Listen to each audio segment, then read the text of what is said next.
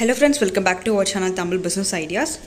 நம்ம இன்னைக்கு பார்க்கக்கூடிய வீடியோ என்னன்னு பார்த்தீங்கன்னா, நம்ம வீட்டில் இருந்தபடி ஒரு சுயதொழில் நம்மளால பண்ண முடியும். அதே மாதிரி இந்த பிசினஸ் பொறுத்தவரை நீங்கள் ரீபேக்கிங்காக பண்ண முடியும், நீங்கள் ரீசெல்லிங்காக கூட நீங்கள் பண்ணிக்கலாம். இந்த பிசினஸ்க்காக நீங்கள் தனியாக நீங்கள் ஒரு கடை வைக்கணும்ன்றதுலாம் கிடையாதுங்க. நீங்கள் வீட்டில் இருந்தபடி நீங்கள் தொடங்க முடியும். இந்த பிசினஸ் பொறுத்தவரை இதுக்கு எவ்வளோ டிமாண்ட் இருக்கோ அதுக்கேற்ற மாதிரி நீங்கள் ப்ராஃபிட் நீங்கள் பார்க்க முடியும். அது என்ன மாதிரியான பிசினஸ் நம்ம வீடியோக்குள்ள போய் பார்க்கலாங்க. வீடியோ ஸ்கிப் பண்ணாமல் ஃபுல்லாக பாருங்கள். ஒரு பிசினஸ் பண்ணணும்னு நினைக்கிறவங்களுக்கு தாராளமாக இந்த வீடியோவை நீங்கள் கொண்டு போய் ஷேர் பண்ணுங்கள்.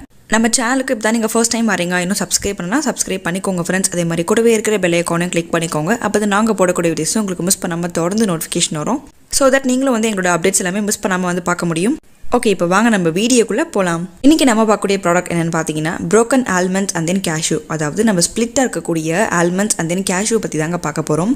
இப்போது நம்மளோட மார்க்கெட்டில் பார்த்தீங்கன்னா பாதாம் and then முந்திரிக்கு எவ்வளோ டிமாண்ட் இருக்கோ ஸோ அதுக்கேற்ற மாதிரி தாங்க ஈக்குவல் டிமாண்ட் இருக்கக்கூடிய ஒரு பொருள் தாங்க இந்த மாதிரி ஸ்ப்ளிட்டான பொருட்கள் எல்லாமே. இந்த மாதிரி உடஞ்சி போச்சுன்றதுக்காக இதை நம்மளால் தூக்கி போட முடியாது. ஸோ எந்த அளவுக்கு அதுக்கு டிமாண்ட் இருக்கோ அதே மாதிரி தான் இதுவும் சேல்ஸ் ஆகிட்டு இருக்கு மார்க்கெட்டில்.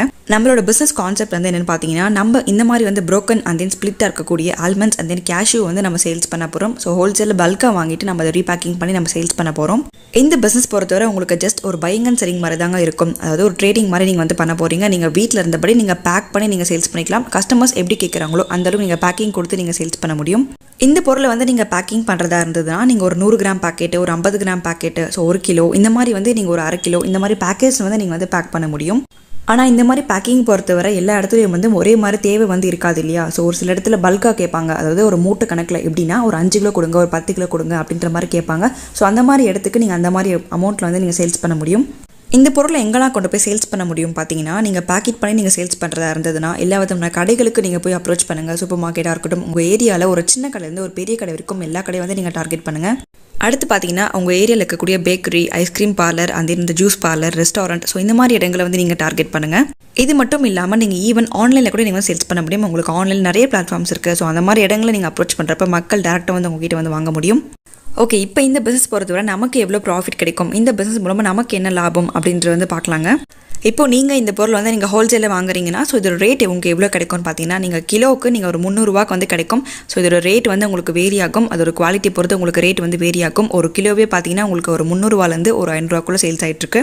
நீங்கள் வாங்குறப்ப பார்த்தீங்கன்னா நல்லா தரமான குவாலிட்டியாக பார்த்து வாங்குங்க. ஏன்னா நீங்கள் கொடுக்குறப்ப எந்த அளவுக்கு நீங்கள் தரமாக கொடுக்குறீங்களோ ஸோ அந்த அளவுக்கு தான் கஸ்டமர்ஸ் உங்களுக்கு தேடி வாங்க போகிறாங்க.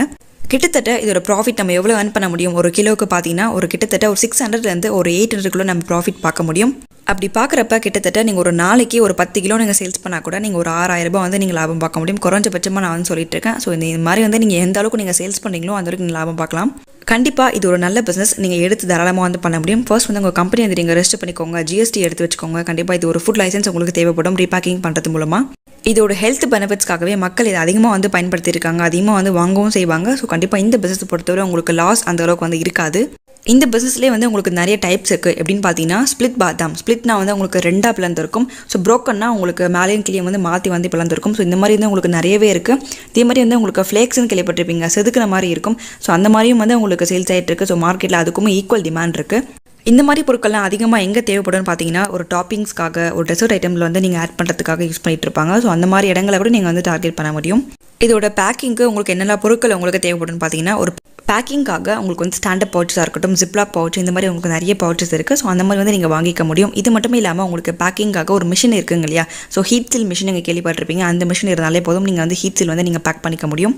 கண்டிப்பாக இந்த பிஸ்னஸ் ஐடியா உங்களுக்கு யூஸ்ஃபுல்லாக இருக்கும்னு நினைக்கிறேன். அப்படி யூஸ்ஃபுல்லாக இருந்ததுன்னா நீங்கள் கமெண்ட்டில் சொல்லுங்கள். அதே மாதிரி இந்த வீடியோ உங்கள் ஃப்ரெண்ட்ஸ் அண்ட் ஃபேமிலி சர்க்கிளுக்கு நீங்கள் ஷேர் பண்ணுங்கள். நம்ம சேனலில் நிறைய பேர் சப்ஸ்கிரைப் பண்ணாமல் பார்த்துட்டு இருக்கீங்க. சப்ஸ்கிரைப் பண்ணிட்டு பாருங்கள். கூடவே இருக்கிற பெல் ஐகானும் கிளிக் பண்ணிக்கோங்க.